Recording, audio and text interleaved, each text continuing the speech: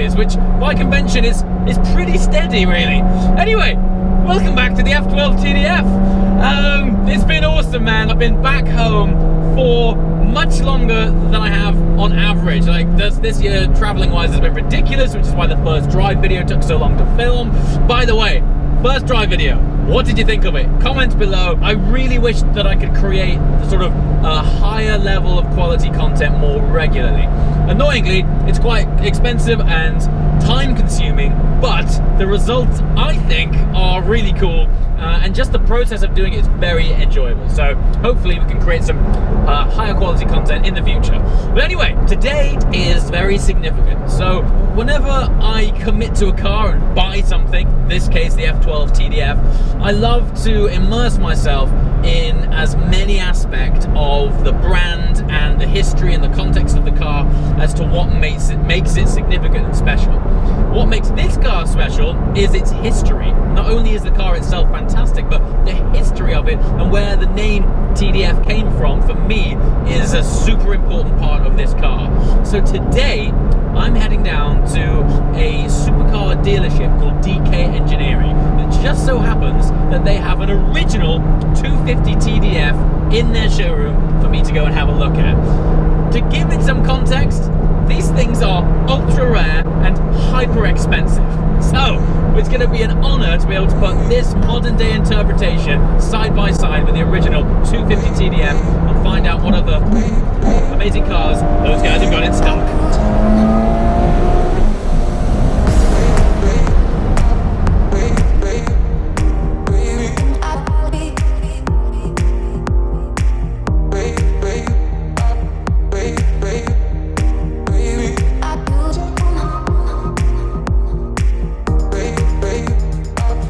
So here we are, and I'm here with James from DK Engineering. Now, if you guys watched the first drive video of the F12 TDF, I did mention the significance of the name TDF comes from a very special car.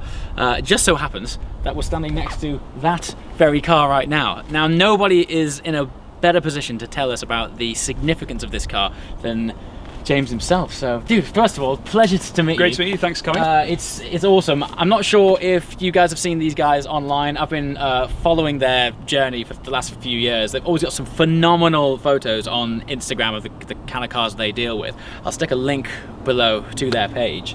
But until then, run us through this car, man. I mean, for me, I'm actually getting goosebumps seeing my car parked next to something so incredibly special. Yeah, so I mean, this is where it started. Before this, they had the 250 long wheelbase Berlinetta, which one of those won the Tour de France. So after that, the cars they built following that were called the Tour de France.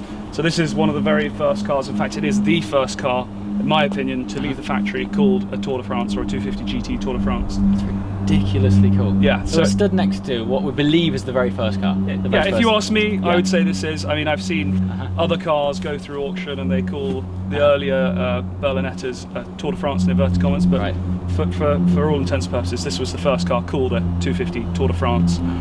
It's a 14 Louvre, so there were less than 10 of these built, and this is actually the very first one. So this is the car that if you look at in the Pininfarina book at the shot of a 14 Louvre Tour de France, this is the car before it had the stripe put on it, because that was put on it before it went to the first owner of the car in the States.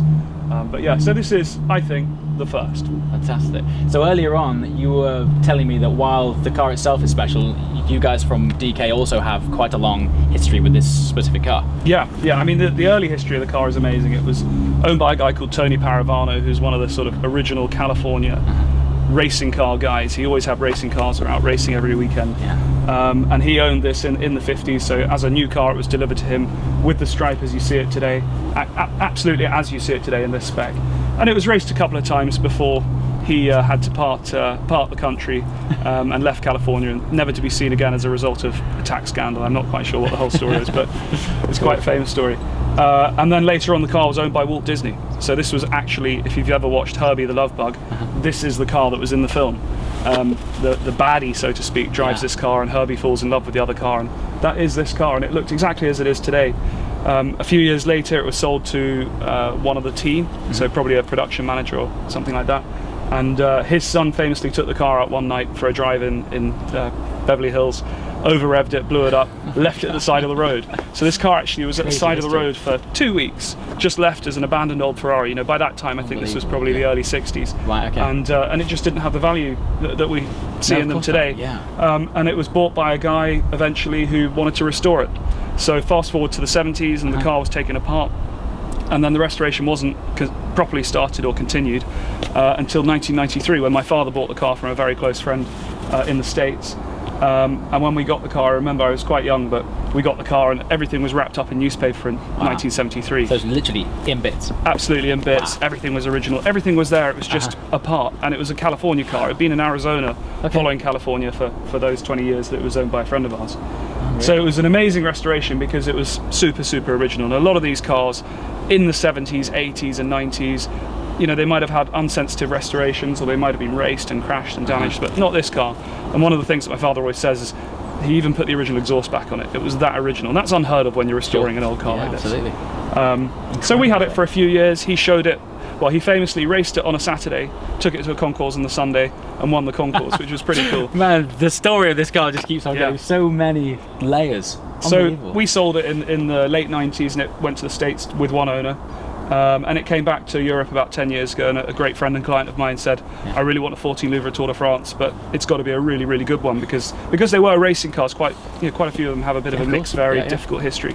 And I said to him, well, you know, there are two really, really great cars, so let's go for one of those. And the story of this one, I think, really, you know, touched him. He loved the originality of it and the purity of it. So we chased it and eventually managed to buy it. And we gave it another restoration then, just to refresh it, but again everything was retained. So in my opinion, this is the most original 14 Louvre Tour de France there is. It's the first Tour de France as well. It's a great car. It's a great car, and the current owner's been really using it, you know, to the way it should be, just enjoying it, showing it to people. And so it actually gets used. It gets used. I mean, it's not, you know, it won't be taken out in the rain and things like that, but for sure. But it's you know, it was at Salon Privé last year where it won the owner's choice in the concours there. So it was just a concours for just Ferrari owners to celebrate 70 years of Ferrari. So each owner got to choose a car, and this won by like a landslide victory. Obviously, so these are the Louvres that we keep talking about. So there are 14 on this car, which identify it to be rare and special. You know, so this is a 14 Louvre Tour de France, which means it has 14 Louvres in the rear sail panel, as they call it. And then after this, there were about 35 cars that had 3 Louvres and about 30 cars that had single Louvres. Yeah. Interesting. And how about the interior? Was this the original theme? It was, yeah. So when we got the car in the mid 90s, the trim was out of it, but all the original trim was there. So we were able to retrim it then, absolutely as it was. So this sort of really curious combination of the cream and the blue is how it was, and the stripe on the dash as well, which is unique to this car. That is. It was under it's actually very impractical because you get a reflection on the windscreen. But someone had painted it satin black over the top. And so when we stripped the paint off back then, we found this stripe underneath. So when we've restored it this time, we've just made sure it's absolutely as it was the day it arrived in America. So in contrast to the TDF of today, do you know the engine and horsepower that is in this car now? Yeah, so this is a 3-litre V12. So it's actually the engine that Ferrari used pretty much from day one, right up until the Daytona.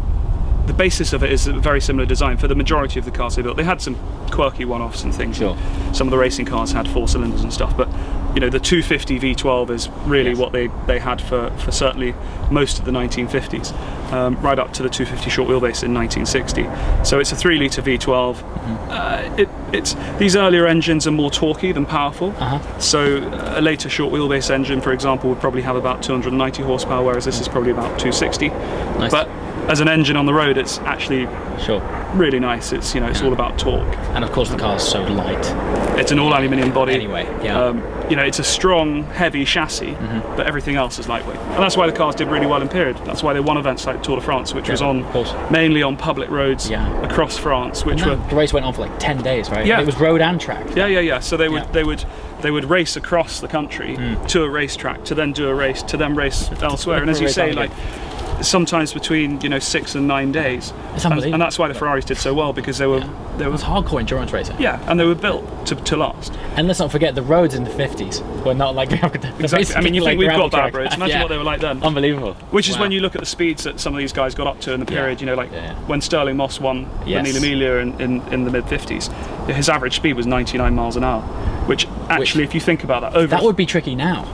Like, I mean, impossible. to do it then. Well, yeah, I'm going to go for to do impossible. it then. It's just once again gives me goosebumps. 1,000 Just thinking miles. about it is incredible. So the Ferraris always did well on those sorts of events because they were strong, durable cars. They weren't necessarily the lightest, they weren't necessarily the quickest around the track, but they lasted. And it was always about reliability. And you know, Enzo was famous for saying that you buy the engine and the rest of the car comes with it. And that was very true. But because of his amazing relationship with great design houses like Pininfarina, they came out with these beautiful designs as well. So I think he was lucky in that sense that the guys that he worked with were the best at what they did in the time.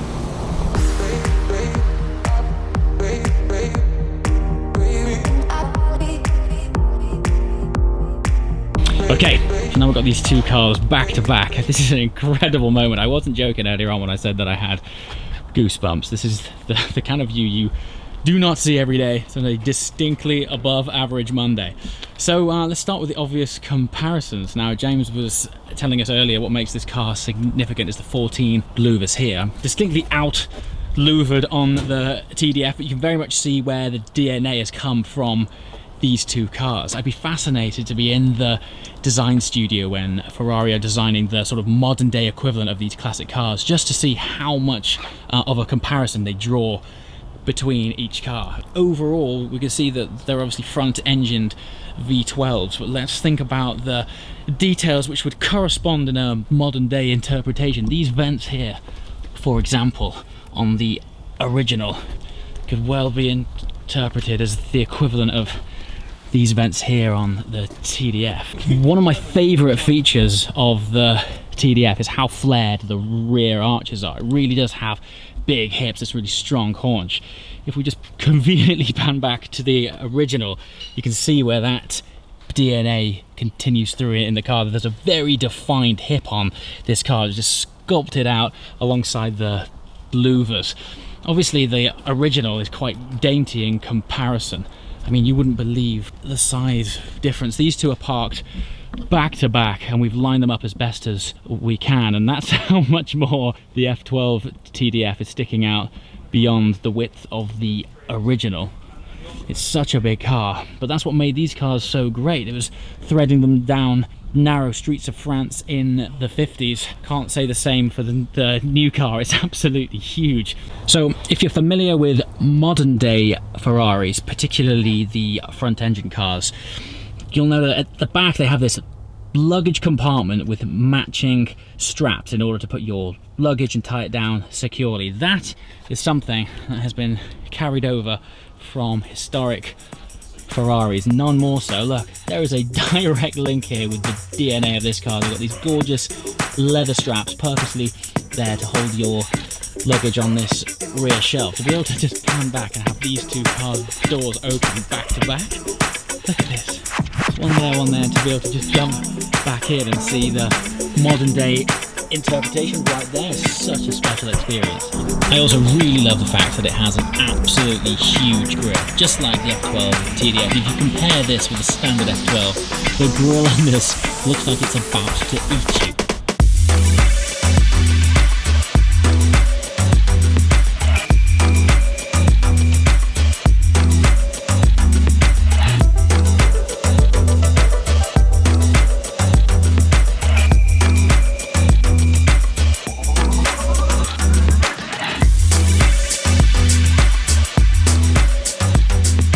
So, seamless transition. Look who it is. Do you remember when I had the incredible honour of driving the McLaren F1 across Europe last year? Luke followed us around in the 1M, which you still have? I still have. Still have that car? Yeah. We were just talking actually when I arrived, there seems to be a disproportionate amount of 1Ms here. Yeah, there's about three on site. Still one of my all-time favourite cars. It's the car that I regret selling the most. We've got one for sale. It's white. Cool. Mine was white. There we with go. black wheels. There we go. Ah, God damn it, I knew this was going to get expensive. Anyway, speaking of expensive, behold!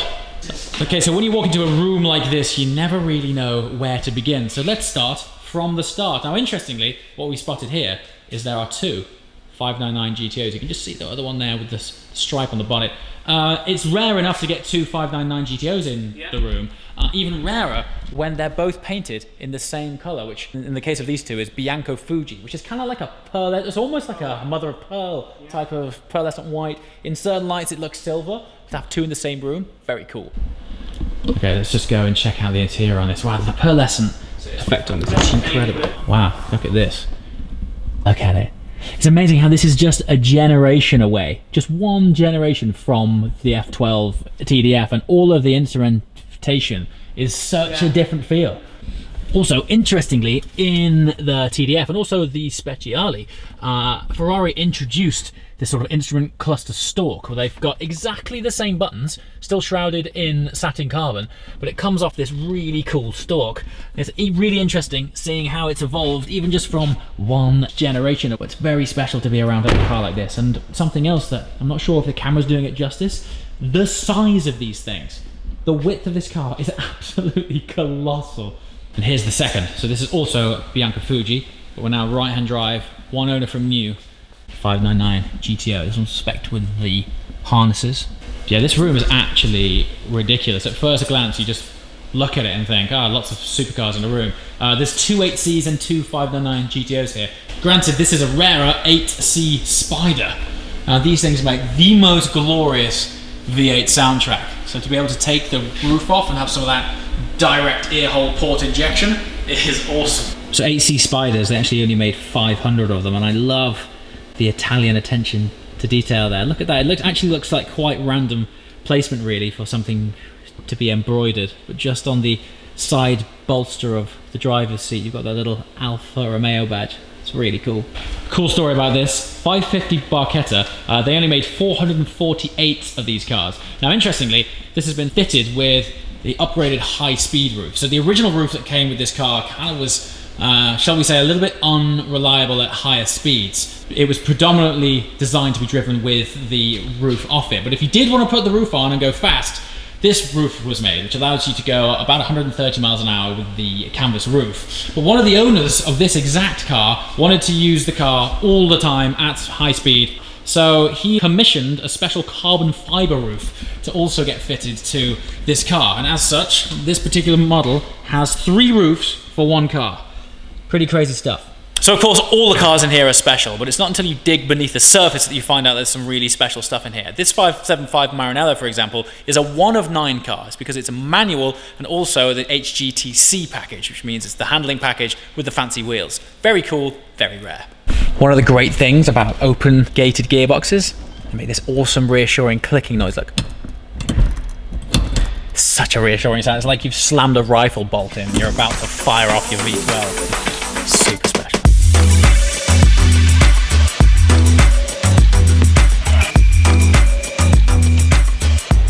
And behind door number 2, this place is unbelievable. We're going to show you around the other half of DK Engineering after this, but the car, there's a 250 GTO there, casually parked. This is quite special in front of us here. This is the exposed chassis of the 250 TDF, or should I say of a 250 TDF. So what used to happen back in the day was that Ferrari would build engine and chassis, and then they would outsource the design of the exterior to a design house like Pininfarina, and they would put on the beautiful body shell, which is where the Pininfarina collab with Ferrari stayed up until recently, when Ferrari brought it all in-house, and that's why the 812 Superfast looks a little bit different than you might expect it would, evolving from the F12 Berlinetta. Now have a look at this. This is absolutely gorgeous. In contrast to the modern day supercars that we've just been checking out, this is an ex-Beryl Reid Aston Martin DB5 convertible. Now for those of you guys who don't know who Beryl Reid is, and you're scratching your head thinking, who is he talking about? She was a famous actress. It was in her ownership for quite a long time, and what's unique about this car is that it was restored by the Aston Martin factory. So this is an official Aston restoration. I'm not sure if the camera's doing this thing justice, but it's absolutely gorgeous. Look at these headrests. This was a factory option. I've never actually seen these, but they're super dished. Looks like I just want to kick back in there, have my head nuzzle between this plush leather, have the top down and just cruise down some gorgeous Alpine road. I actually had the honor of driving down to Le Mans this year together with Aston Martin in one of their Works DB6 cars. And actually the sun was shining and all I wanted to do was experience it with the roof down. Unfortunately we didn't have a convertible, but seeing this now has confirmed everything that I was hoping for with a DB convertible. Granted, this is a DB5. I was on a DB6, not entirely dissimilar, but to see one with the roof down, ultimate classic cruiser. So interestingly, drawing comparisons with classic cars and the TDF, if anyone was wondering why the TDF has this like weird vintage inspired fuel cap, you can see that it comes off similar cars like this 250 GTO that just so happens to be sat casually in this showroom.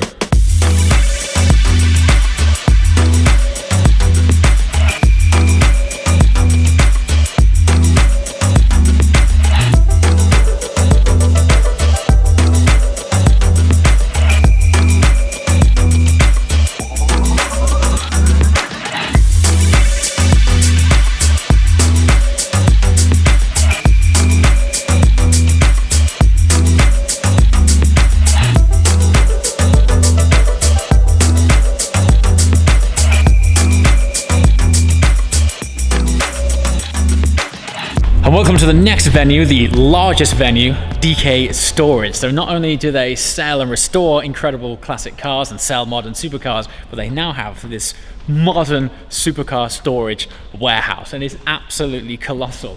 One of my favorite games to play here is Guess the Supercar.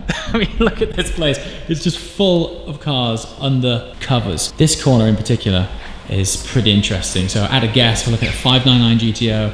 I'm gonna go, there's two Ferraris here, just casually side by side. Obviously, the shape itself is a dead giveaway, but also it's on trickle charge here for the hybrid unit. And I think there is a row of 7 or 8 F40s there, as you do. Pretty casual stuff. Lamborghini Aventador, another 599 GTO, Enzo, that one's obvious. Enzo, F50, and then down here there's a row of 6 Speciales, which all of a sudden makes them feel not so Speciale. So there you have it. That is my time at DK Engineering over. It's been incredible. As I mentioned, I've had my eye on these guys for quite some time, seeing their adverts and also following their journey on Instagram. And I always knew that I would come here one day. It wasn't until my friend Luke started working here that I got the invite to come and check out a very special car. Never did I believe that I would bring my own TDF to put it back to back with an original 250 TDF. And the insight from James has been invaluable. And hopefully for you guys, it's given you some context as to the lineage of that car and why the modern day TDF is super special. So as always guys, thanks for watching. We'll see you next time. Ciao.